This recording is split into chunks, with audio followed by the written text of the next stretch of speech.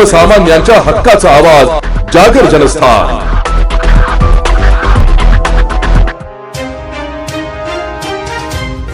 धुळे शहरापासून काही अंतरावर असलेला लळिंग कुरण परिसर आणि याच परिसरातील लांडोर बंगला सध्या निसर्गप्रेमींसाठी आकर्षणाचा केंद्रबिंदू ठरतोय। गेल्या काही दिवसांपासून सुरू असलेल्या दमदार पावसामुळे येथील प्रसिद्ध लळिंग धबधबा ओसंडून वाहू लागलाय।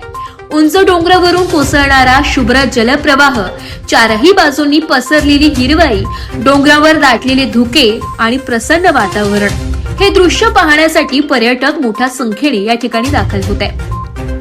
पावसाळा सुरू होताच धुळे जिल्ह्यातील अनेक पर्यटन स्थळांना नवसंजीवनी मिळते।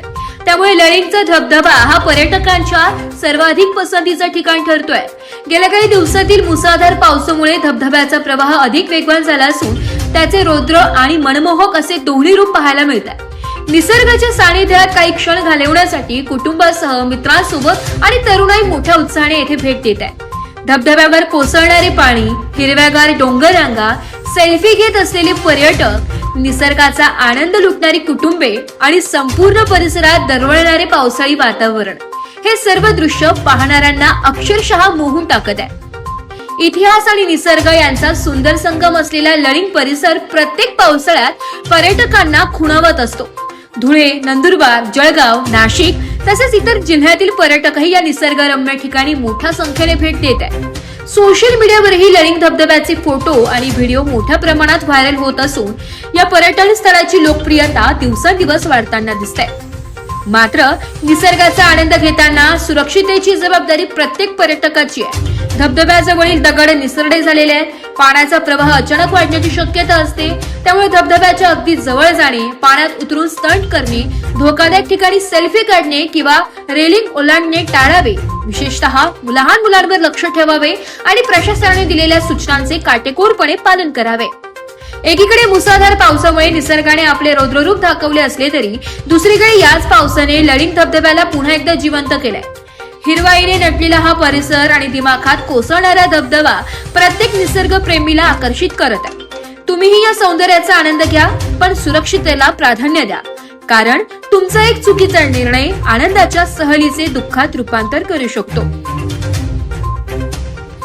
नमस्कार, मी डॉक्टर श्रीकृष्ण वर्षे, सामाजिक कार्यकर्ता।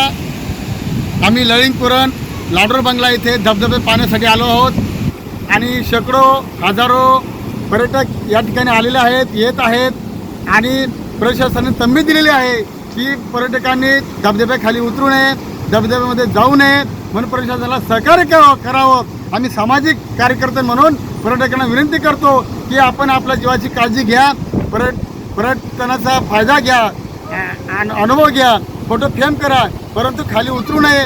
आणि एक मस्तपैकी निसर्गरम्य आहेत लळिंग कुरण या ठिकाणी लांडोर बंगला ते बाबासाहेब येऊन गेलेत आणि आम्ही सर्व भीमसैनिक या ठिकाणी येत राहतो दरवर्षी 31 जुलैला। त्यावेळेस 31 जुलैला धबधबा येत होता नाही, आज मस्तपैकी ओसांडून वाहत आहे, बघत आहात तुम्ही। आणि म्हणून मी सर्व सामाजिक कार्यकर्ते टीम घेऊन या ठिकाणी पोलीस प्रशासनाच्या वतीनं सर्व पर्यटकांना विनंती करतो की आपण पोलीस प्रशासनाला सहकार्य करावं, आपण अनुभव घ्या, आपण आपला एन्जॉय करा। म्हणून सर्व पर्यटकांना विनंती करतो की आपण सर्वांनी काळजी घ्या, प्रशासनाला भाग पडू नका।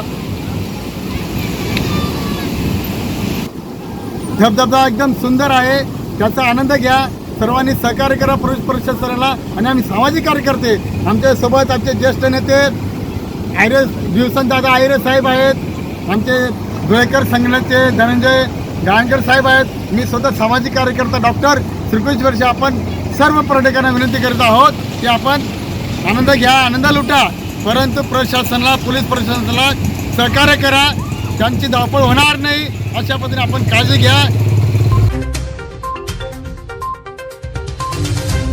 जागर जनस्थानसाठी प्रतिनिधी रूपक बिरारी, धुळे।